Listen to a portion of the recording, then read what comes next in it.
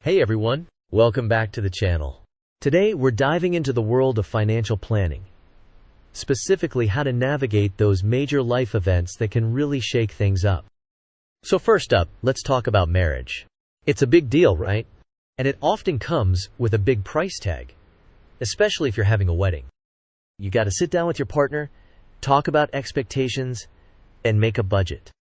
Once you're married, you're combining your finances. That means talking about how you'll manage money, whether it's a joint account or separate accounts, and how you'll divide up responsibilities. It's also a good time to set some financial goals, things you want to achieve as a couple, like saving for a house, paying off debt, or planning for retirement. This is about having a shared vision. Okay, so you've got a family.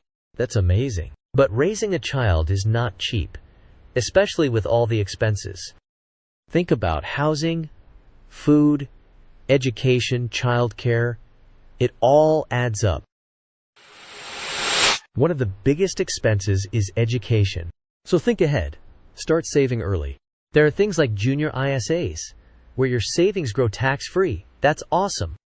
And don't forget about maternity or paternity leave. You're taking time off work, so that means a dip in income. So build a financial cushion and maybe take advantage of government grants. Now, let's talk about buying a home. This is a big one. First, you've got to research the property market, understand prices, and know what you can afford. Then, get a mortgage pre-approval so you know what kind of loan you qualify for. Compare different mortgage types, interest rates, and the terms from different lenders. It's a lot to think about. And don't forget about the ongoing costs, like repairs, maintenance, and property taxes. It's a good idea to set aside a budget, maybe 1% of the home's value each year. Now, let's talk about investing in your child's future. A good way to do that is with a junior ISA. It's a tax-free savings account for kids under 18. There are also child trust funds, which are investments that grow over time. There are also child benefits offered by the government, which can really help you financially. Look into things like tax-free childcare, which can reduce your childcare costs. Retirement planning, it's something you need to start thinking about, even when you're young. Make sure you're contributing to a pension, and maybe increase your contributions as you get older. If you've bought a house, you've got to budget for mortgage payments and retirement savings. It's a balancing act, but it's important to do both. Insurance is another important part of financial planning. Life insurance is really important.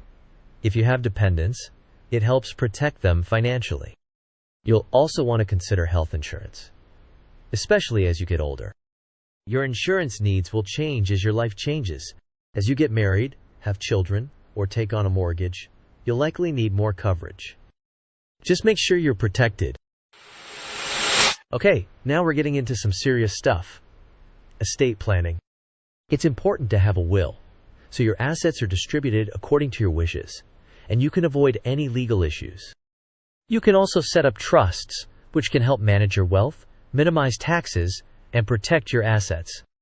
It's all about securing your financial legacy. So, there you have it. Financial planning is really important when it comes to major life events. It's about being prepared, setting goals, and making sure your finances are in order. And if you're feeling overwhelmed, don't hesitate to reach out to a financial advisor. They can really help you. I know it can be intimidating.